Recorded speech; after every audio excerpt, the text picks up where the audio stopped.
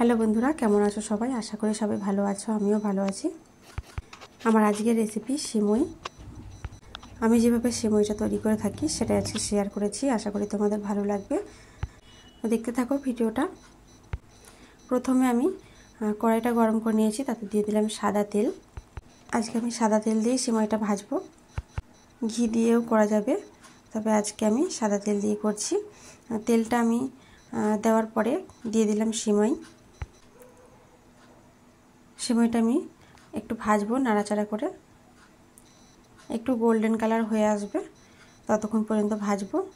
খেয়াল রাখতে হবে যাতে পুড়ে না যায়, পুড়ে গেলে দেখতে ভালো লাগবে না আর খেতেও কিন্তু ভালো লাগবে না তখন। সিমইটা ভাজা হয়ে গেছে, কালারটাও চেঞ্জ হয়ে গেছে। এবার আমি এর মধ্যে দিয়ে দিলাম দুধ। আমি এখানে মোট 750 গ্রাম মতন দুধ ব্যবহার করেছি। আর যে দুধটা আমি দিয়েছি সেটা খুব ঘনই আছে, এটা কিন্তু পাতলা দুধ না। রান্না করতে করতে একটু শুকিয়ে যাবে, এটা আলাদা করে শুকিয়ে নেওয়ার দরকার নেই। দুধটা পুরোটা দিয়ে দিয়েছি। এবার আমি নাড়াচাড়া করে মিশিয়ে নিচ্ছি। এর মধ্যে দিয়ে দিচ্ছি ফ্লেভারের জন্য এলাচ, 4টে এলাচ আর 2 টুকরো দারুচিনি দিয়ে দিয়েছি। এলাচটা আমি আর ফাটালাম না, এলাচ ফাটালে দানাগুলো যদি বেরিয়ে আসে তাহলে মুখে পড়লে খেতে বাজে লাগবে, তার জন্য আমি আর এলাচটা ফাটাইনি। দুধটা ফুটে উঠেছে আর সিমাইটা মোটামুটি সেদ্ধ হচ্ছে। এবার আমি দিয়ে দেবো এর মধ্যে বাদাম। আমি 7-8টা কাজু বাদাম আর কিশমিশ দিয়ে দিয়েছি 8-9টা মতন। কাজু বাদাম আর কিশমিশটা দিয়েও আমি মিশিয়ে নিচ্ছি। দুধটা অনেকটাই ঘন হয়ে এসছে আর সেমাই কিন্তু সেদ্ধ হয়ে গেছে। সেমাইটা কিন্তু আমার আর আলাদা করে ভাঙতে হয়নি, বাজারে যে ছোট ছোট টুকরো করে সেমাইটা কিনতে পাওয়া যায় আমি সেই সেমাইটা এখানে ব্যবহার করেছি। লম্বা লম্বা যে সেমাইটা থাকে এটা কিন্তু সেই সেমাইটা না, ওই সেমাইটার তুলনায় এটা কিন্তু একটু মোটা হয়, সেটা আজকে আমি রান্না করছি। তো এটা সেদ্ধ হতে একটু সময় লাগে। তো এখন সেমাইটা একদম সেদ্ধ হয়ে গেছে। তারপরে আমি দিয়ে দিলাম 1 কাপ চিনি।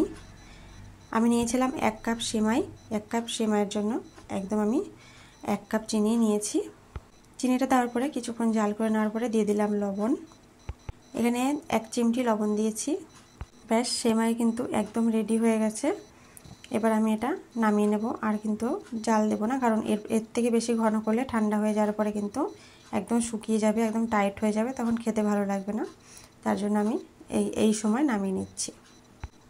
আমি যে এলাচগুলো দিয়েছিলাম, এলাচ দারচিনি, তো সেটা আমি এখন বেছে বেছে তুলে নেব। খাবার সময় যদি এটা মুখে পড়ে খেতে কিন্তু একদম ভালো লাগবে না, তার জন্য আমি এটা তুলে সাইডে আমি রেখে ফেলে দিচ্ছি আর কি। তো দেখলে তোমরা কতটা সহজে আমি সিমাইটা তৈরি করে নিয়েছি। রান্না করতে কিন্তু একদমই বেশি সময় লাগেনি।